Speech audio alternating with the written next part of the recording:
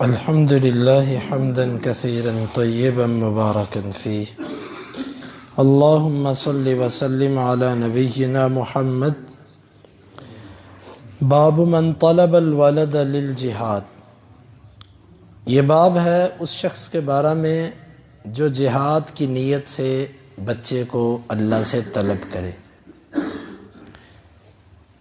لیث کہتے ہیں کہ ہمیں بیان کیا جعفر بن ربیعہ نے عبد الرحمن بن ہرمز سے. وہ کہتے ہیں کہ میں نے ابو ہریرہ رضی اللہ عنہ کو سنا، وہ اللہ کے رسول صلی اللہ علیہ وسلم سے بیان کر رہے تھے. آپ نے فرمایا قال سلیمان بن داود علیہ السلام، سلیمان جو کہ بیٹے تھے داود کے علیہ السلام نے کہا لَأَطُوفَنَّ اللَّيْلَةَ عَلَى مِئَةِ امْرَأَةٍ أَوْ 99، البتہ آج رات میں ضرور بھی ضرور اپنی 100 بیویوں کے ہاں جاؤں گا یا ایک کم 100 ان کے ہاں جاؤں گا. كُلُّهُنَّ يَأْتِي بِفَارِسٍ يُجَاهِدُ فِي سَبِيلِ اللَّهِ، وہ ہر ایک ایسے بچے کو جنم دیں گی جو گھوڑ سوار ہوگا، اللہ کے رستے میں جہاد کرے گا. فقال له صاحبه قل ان شاء اللہ، ان سے ان کے ساتھی نے کہا انشاءاللہ کہہ دیجئے. فلم یقل، پس انہوں نے نہ کہا انشاءاللہ. فلم تحمل منہن الا امرأة واحدہ، کوئی بھی حاملہ نہ ہوئی ان میں سے سوائے ایک عورت کے. جاءت بشق رجل، وہ ایک ناقص بچہ لے کر آئی.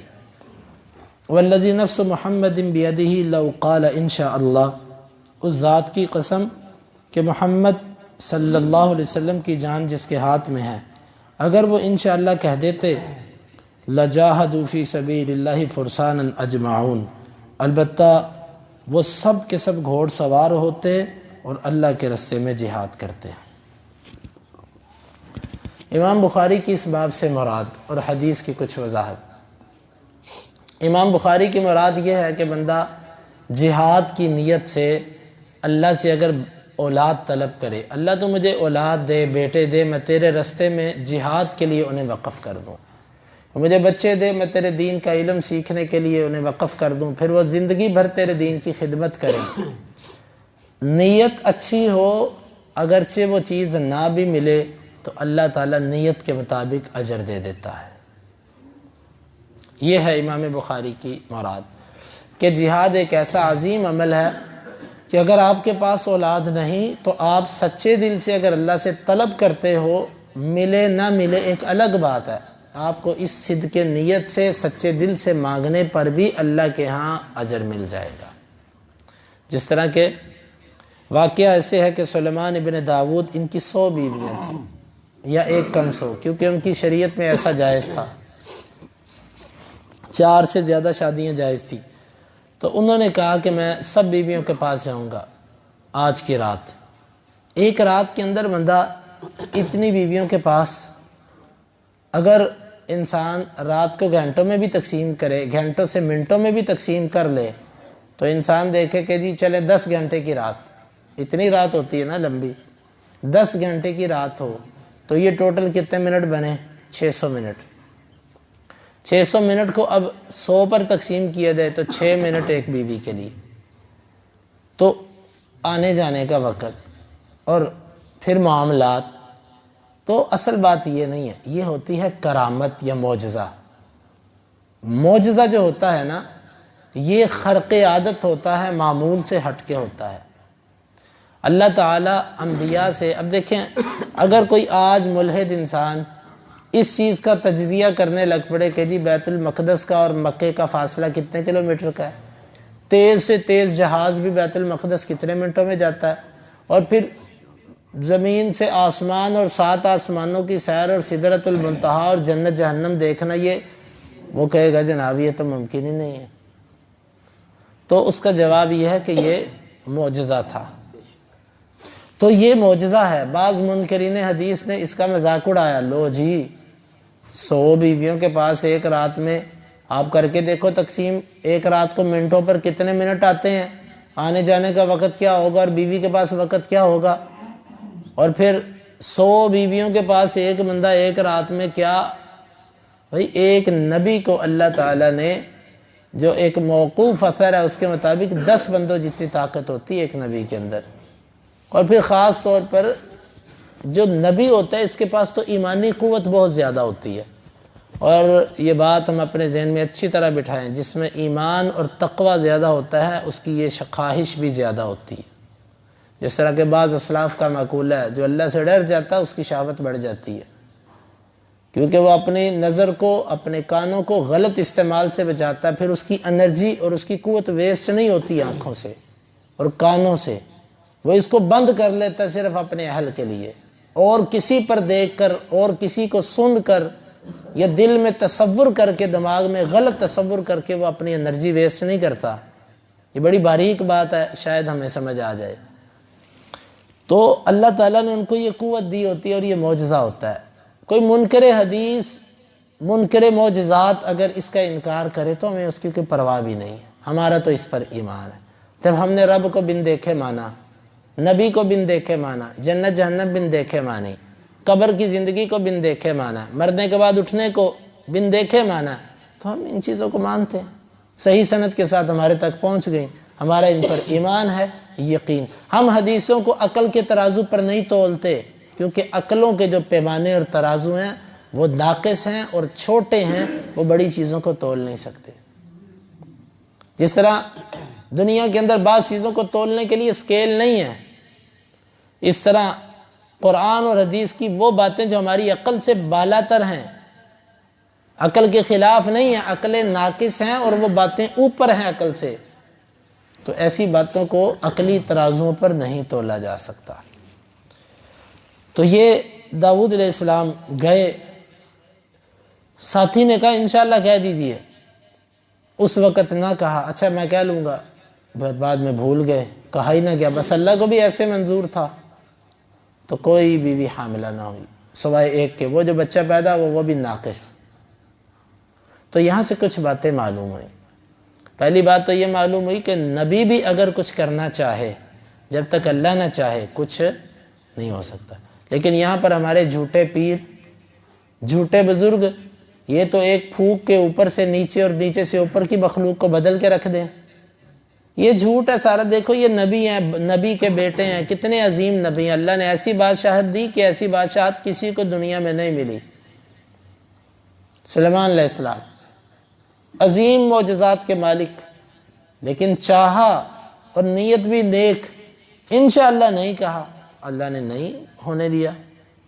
تو نبی بھی کچھ کرنا چاہے تو جب تک اللہ نہ چاہے نہیں ہو سکتا.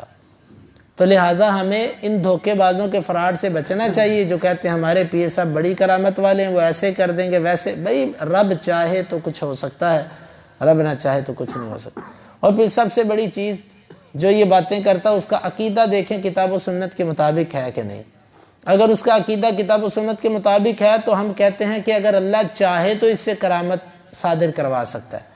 لیکن جس کا عقیدہ کتاب و سنت کے مطابق نہیں ہے، ہمارا یقین ہے اس کے پاس کرامت نہیں ہے، اس کے پاس شعبدہ بازی ہے، اس کے پاس شیطان ہے. کرامت ایسے لوگوں سے صادر نہیں ہوتی. کرامت کے لیے اول شرط ہے عقیدے کا صحیح ہونا. تو یہ سلیمان علیہ السلام کیا چاہا بھی، لیکن ایسا نہیں ہو سکا. اللہ چاہے تو کچھ ہوتا ہے، اللہ نہ چاہے تو کچھ بھی نہیں ہوتا. لہذا دیکھیں ہم تو اولیاء سے بچے مانگتے ہیں، فلاں بیٹا دے دے، فلاں بیٹا دے دے. یہاں پر نبی نے چاہا تو اس کے بیٹے نہیں ہو سکے، تو کوئی ولی کہاں سے دے گا بیٹا. پھر آپ صلی اللہ علیہ وسلم نے فرمایا کہ اس ذات کی قسم کہ میری جان جس کے ہاتھ میں ہے، اگر وہ انشاءاللہ کہہ دیتے نا تو سب بچے پیدا ہوتے اور سب گھوڑ سوار ہوتے اور سب اللہ کے راستے میں جہاد کرتے. یہاں سے انشاءاللہ کی برکت بھی معلوم ہوتی ہے. اور قرآن بھی ہمیں کہتا ہے وَلَا تَقُولَنَّ لِشَيْءٍ إِنِّي فَاعِلٌ ذَلِكَ غَدًا إِلَّا أَن يَشَاءَ اللَّهُ. آپ کوئی بھی کام کرنا چاہیں تو انشاءاللہ اس کے ساتھ ضرور کہیں، اس انشاءاللہ کے بغیر کوئی بات نہ کریں. اور انشاءاللہ کے اندر انسان میں ایک تواضع اور عاجزی ہے. اگر اللہ نے چاہا، میں کچھ نہیں ہوں، اگر میرے مالک نے چاہا. باب الشجاعت فی الحرب والجبن. باب الشجاعتی فی الحرب والجبن، یہ باب ہے جنگ میں بہادری اور بزدلی کے بارے میں۔ امام بخاری کہتے ہیں کہ ہمیں بیان کیا احمد بن عبد الملک بن واقد نے، وہ کہتے ہیں ہمیں بیان کیا حماد بن زید نے ثابت سے، وہ انس رضی اللہ عنہ سے، وہ کہتے ہیں کان النبی صلی اللہ علیہ وسلم احسن الناس و اشجع الناس و اجود الناس، اللہ کے نبی صلی اللہ علیہ وسلم لوگوں میں سب سے خوبصورت، سب سے بہادر، سب سے سخی۔ وَلَقَدْ فَزِعَ أَهْلُ الْمَدِينَةِ، اور یقیناً ایک دفعہ مدینے والے گھبراہٹ میں آ گئے، خوف طاری ہو گیا مدینے والوں پر۔ فَكَانَ النَّبِيُّ صلی اللہ علیہ وسلم سَبَقَهُمْ عَلَى فَرَسٍ، اللہ کے نبی صلی اللہ علیہ وسلم اکیلے ہی گھوڑے پر سارے مدینے والوں سے اکیلے ہی آگے نکل گئے۔ وَقَالَ، اور آپ نے فرمایا، یعنی کہ آپ صلی اللہ علیہ وسلم نے فرمایا کہ ڈرو نہیں، جس طرح دوسری بات میں لم تراعوا، ڈرو نہیں، واپس ہو جاؤ، ارجعوا، واپس ہو جاؤ۔ یہاں پر ہے وجدناہ بحرا، آپ نے فرمایا کہ ہم نے اس گھوڑے کو سمندر کی طرح رواں دواں پایا ہے۔ ہوا اس طرح کہ ایک رات مدینے والے کوئی خوف ستاری ہو گیا کہ شاید مدینے پر کوئی لشکر حملہ کر رہا ہے۔ مدینے کے باہر سے کچھ آوازیں سی سنائی دیں، کیونکہ دیہات ہوتے تھے، سناٹا، خاموشی، ایک چین کی آواز بھی سارے سنتے تھے رات کے وقت۔ آج کل تو ہم جس دنیا میں رہتے ہیں، یقین مانے ہمارے تو اعضاء اور ہماری کئی قوتیں تو اس شور اور اس معاملے کے اندر ہی وہ غیر حسی بن چکی ہیں، ان کی حس ختم ہو چکی ہے۔ تو اللہ کے نبی صلی اللہ علیہ وسلم مدینے میں تھے، آپ اکیلے اٹھے، آپ نے گھوڑا لیا اور اس پر گئے بغیر اس کے اوپر زین رکھے، بغیر جس کو کاٹھی کہتے ہیں نا، کاٹھی رکھے بغیر ننگے گھوڑے پر آپ سوار ہو گئے، آپ گئے۔ صحابہ کرام کہتے ہیں کہ ہم اکٹھے ہو رہے تھے کہ بھئی مل کے باہر جائیں، رات کا وقت ہے، ہر بندہ ڈرتا ہے، مل کے جائیں، تھوڑے سے لوگ جا کر دیکھ کر آئیں کہ ہے کیا معاملہ۔ کہتے ہیں کہ ہم دیکھا کہ اللہ کے نبی صلی اللہ علیہ وسلم آگے سے اکیلے واپس آ رہے ہیں۔ آپ نے فرمایا ڈرو نہیں، ڈرو نہیں، جاؤ جاؤ، کچھ نہیں ہے۔ اور پھر آپ نے گھوڑے کے بارے میں فرمایا وجدناہ بحرا، ہم نے تو اسے سمندر پایا، یعنی ایسے دوڑتا گیا۔ گھوڑا سمندر تھا، اللہ کے رسول صلی اللہ علیہ وسلم نے کہہ دیا تو تھا، بلکہ زیادہ بات یہ سمجھ آتی ہے کہ جب اس پر اللہ کے نبی سوار ہو گئے تو وہ گھوڑا کیوں سمندر نہ بنتا۔ اللہ کے نبی صلی اللہ علیہ وسلم جب اس پر سوار ہو گئے، آپ جس گھوڑے کو ایسے، اونٹ کو ایسے لاٹھی لگائیں وہ سب سے آگے نکل جائے، جابر کا اونٹ، تو یہ گھوڑا کیوں نہ سمندر بنتا۔ آپ صلی اللہ علیہ وسلم نے فرمایا کہ ہم نے اس کو سمندر پایا، ایسے رواں دواں تھا، ایسے دوڑتا تھا جیسے پانی بہتا ہے بڑی روانگی کے ساتھ۔ تو اس حدیث سے اللہ کے نبی صلی اللہ علیہ وسلم کی عظیم صفات معلوم ہے کہ آپ بڑے بہادر تھے۔ بڑی بڑی جنگوں کے موقعوں پر جس وقت پریشانی کے عالم میں انسان ہونے کے ناطے بہادروں کے پاؤں سرک گئے، اللہ کے نبی صلی اللہ علیہ وسلم کھڑے رہے اور آپ آوازیں دیتے رہے کہ لوگوں آؤ میری طرف، آؤ میری طرف، انا النبی لا کذب، انا ابن عبد المطلب، میں نبی ہوں، جھوٹا نہیں ہوں، ابن عبد المطلب ہوں، آؤ میری طرف۔ تو سب لوگ پھر آپ کے پاس، اور صحابہ کرام میں پر جب گھبراہٹ آتی تو اللہ کے نبی صلی اللہ علیہ وسلم کی اوٹ میں آیا کرتے تھے جنگ کے اندر، اللہ کے نبی کے پاس آ کے انہیں کچھ بہادری اور جرأت ملتی تھی۔ جس طرح بچہ گھبرائے تو اپنی ماں کی گود میں آتا ہے، وہ اپنی ماں کی گود کو بڑا طاقتور سمجھتا ہے۔ بچہ اپنے باپ کے ہاتھوں میں آ جائے تو وہ سمجھتا ہے میں اپنے باپ کے پاس آ گیا، اب دنیا کی کوئی طاقت مجھے کچھ نہیں کہہ سکے۔ ایسا ہے کہ نہیں ہے؟ بس صحابہ کرام اللہ کے نبی صلی اللہ علیہ وسلم کے پاس آتے تو یوں محسوس کرتے ہم ایک محفوظ پناہ گاہ میں آ گئے، اور حقیقت بھی ایسے ہی تھی۔ سب سے زیادہ خوبصورت عائشہ رضی اللہ عنہ نے کہا تھا نا کہ جن عورتوں نے یوسف علیہ السلام کو دیکھ کے اپنے ہاتھ کاٹے تھے نا، اگر وہ میرے نبی صلی اللہ علیہ وسلم کو دیکھ لیتی تو اپنے آپ کو ہی ہلاک کر لیتی۔ اللہ کے نبی صلی اللہ علیہ وسلم کا حسن جمی صفات کے اندر تھا، جمی صفات کے اندر حسن تھا۔ اور اسی طرح آپ کی بہادری بہت تھی، بڑے بہادر تھے آپ، اور آپ صلی اللہ علیہ وسلم سخی بہت تھے، بہت سخاوت کیا کرتے تھے۔ امام بخاری کہتے ہیں کہ ہمیں بیان کیا ابو الیمان نے، وہ کہتے ہیں ہمیں خبر دی شعیب نے زہری سے، وہ کہتے ہیں مجھے خبر دی عمر بن محمد بن جبیر بن مطعم نے کہ ان محمد بن جبیر قال، محمد بن جبیر نے کہا کہ اخبرنی جبیر بن مطعم، جبیر بن مطعم نے مجھے خبر دی انہ بینما ہوا یسیر مع رسول اللہ صلی اللہ علیہ وسلم ومعہ ناس مقفلہ من حنین، وہ اور کچھ لوگ اللہ کے نبی صلی اللہ علیہ وسلم کے ساتھ چل رہے تھے جب غزوہ حنین سے واپس لوٹے۔ فعلقت الناس یسألونہ، لوگ آپ کو چمٹ گئے، آپ سے مانگنے لگ پڑے، ہمیں فلاں چیز دیں فلاں چیز دیں، حتی اضطروہ الی سامرۃ، حتیٰ کہ انہوں نے آپ کو ببول کے درخت کی طرف جانے پر مجبور کر دیا۔ فخطفت رداءہ، آپ کی چادر کانٹوں سے چپک گئی۔ فوقف النبی صلی اللہ علیہ وسلم فقال اعطونی ردائی، آپ رک گئے، آپ نے کہا میری چادر دو۔ لو کان لی عدد هذه العظاہ نعام، اگر میرے پاس اس درخت کے کانٹوں کی بقدر اونٹ ہوتے، لقسمتہ بینکم، میں اسے تمہارے درمیان تقسیم کر دیتا۔ ثم لا تجدونی بخیلا ولا کذوبا ولا جبانا، تم نہ مجھے بخیل پاتے، نہ جھوٹا پاتے، نہ بزدل پاتے۔ اللہ اکبر۔ حنین مکہ اور طائف کے درمیان ایک وادی ہے، یہاں غزوہ اسلام کا آخری غزوہ یہاں پر لڑا گیا، غزوہ حنین۔ اللہ کے نبی صلی اللہ علیہ وسلم واپس آ رہے تھے، لوگ نئے نئے مسلمان ہوئے تھے، فتح مکہ کے وقت لوگ مسلمان ہوئے تھے اور دیہاتوں سے لوگ مسلمان ہو رہے تھے، ابھی اللہ کے نبی صلی اللہ علیہ وسلم کی زیادہ صحبت نہیں ملی تھی، آپ کی زیادہ تربیت نہیں ملی تھی، تو بس اللہ کے نبی صلی اللہ علیہ وسلم کو دیکھا تو معروف یہ تھا آپ کے بارے میں، اور حقیقت بھی یہ تھی آپ سے جو مانگتا آپ اس کو دیتے، اس سے بڑھ کر دیتے، جو مانگتا اللہ کے نبی سے اس کو دیتے۔ اللہ کے رسول مجھے اتنا مال چاہیے، یہ چاہیے، وہ چاہیے، آپ دے دیتے۔